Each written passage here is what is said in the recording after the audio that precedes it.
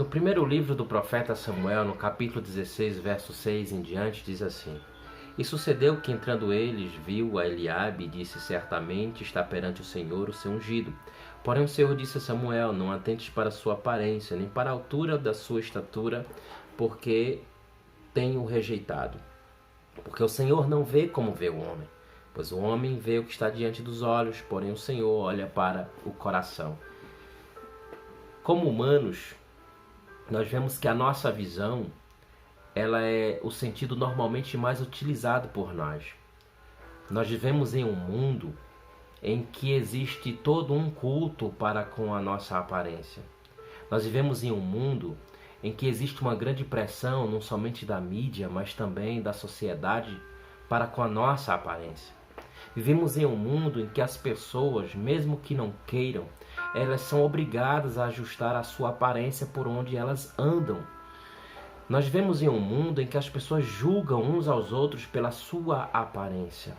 O grande problema em um julgamento pela aparência é que está longe de ser eficaz, está longe de ser perfeito. Samuel escolheu Eliabe por conta da sua aparência, mas o Senhor foi bem claro em dizer a Samuel: não atentes para a sua aparência, nem para a sua altura da sua estatura, porque eu tenho rejeitado. Porque o Senhor não vê como vê o homem. O homem vê o que está diante dos seus olhos, porém o Senhor olha para o coração. E a palavra coração aqui não quer dizer órgão, o órgão humano, mas a palavra coração aqui quer dizer caráter, quer dizer moral, quer dizer coragem. Então o Senhor, o homem vê o que está diante dos seus olhos, porém o Senhor olha o nosso caráter, olha a nossa moral, olha a nossa coragem. Foi isso que aconteceu com Eliabe. Foi isso que aconteceu na escolha de Samuel. Samuel escolheu pela sua aparência, a aparência de Eliabe. Lembra-se de Moisés? Moisés, quando mata um egípcio e vai para o deserto e constitui família lá, Moisés agora era um homem sem terra. Moisés agora era um homem fracassado. Moisés agora era um homem que morava de favor na casa do sogro. Moisés, para completar, era um homem gago. Na nossa visão, na visão humana falha, jamais nenhum de nós íamos escolher Moisés para ser o grande libertador do povo do Senhor. Mas, como disse a palavra, Deus não vê como vê o homem. Lembra-se de Gideão, Juízes, capítulo de número 6, Gideão estava malhando trigo no lagar. E o Senhor aparece a Gideão e diz: Gideão, varão valoroso, o Senhor é contigo. E ele responde ao Senhor: Senhor, se o Senhor é conosco, por que tudo isso nos sobreveio? E o Senhor disse: Gideão, vai nessa tua força, tu livrarás a Israel da mão dos midianitas. E Gideão responde: como eu livrarei? A minha família é a mais pobre em Manassés, e eu sou o menor na casa do meu pai. Lembra-se de Paulo, ainda Saulo, quando estava a caminho de Damasco, e ele vai com o rosto em terra, e o Senhor diz: Saulo, Saulo, e ele pergunta ao Senhor: Senhor, quem és? Ele: sou eu, Jesus Cristo, aquele que tu persegues.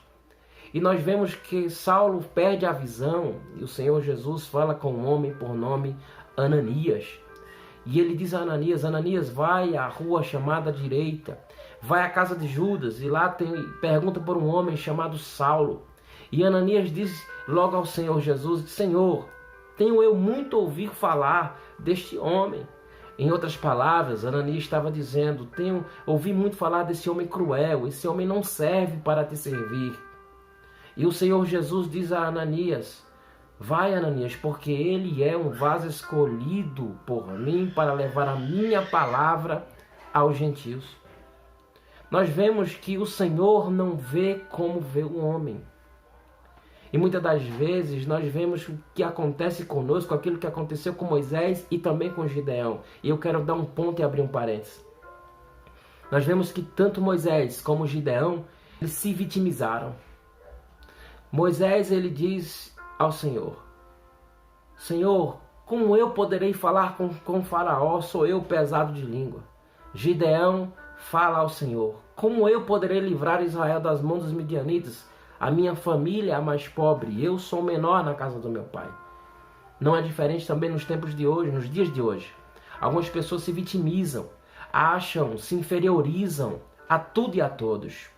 Mas nunca se esqueça, Deus não vê como vê o homem. O homem vê aquilo que está diante dos seus olhos, porém Deus olha o nosso coração.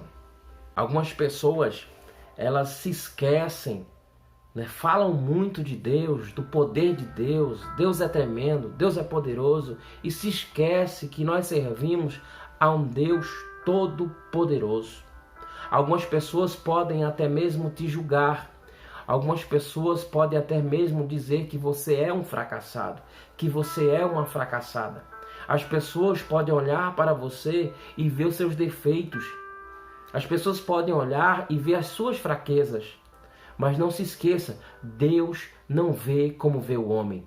Enquanto as pessoas veem os seus defeitos, enquanto as pessoas veem as suas fraquezas, existe um Deus nos céus que olha para as suas qualidades e olha para o seu potencial.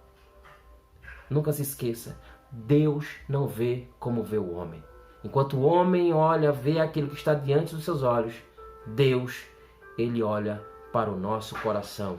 Ele olha para o seu caráter. Ele olha para a sua coragem. Eduardo Moraes, fé e coragem. Deus abençoe sua casa, Deus abençoe a sua vida, em nome de Jesus Cristo.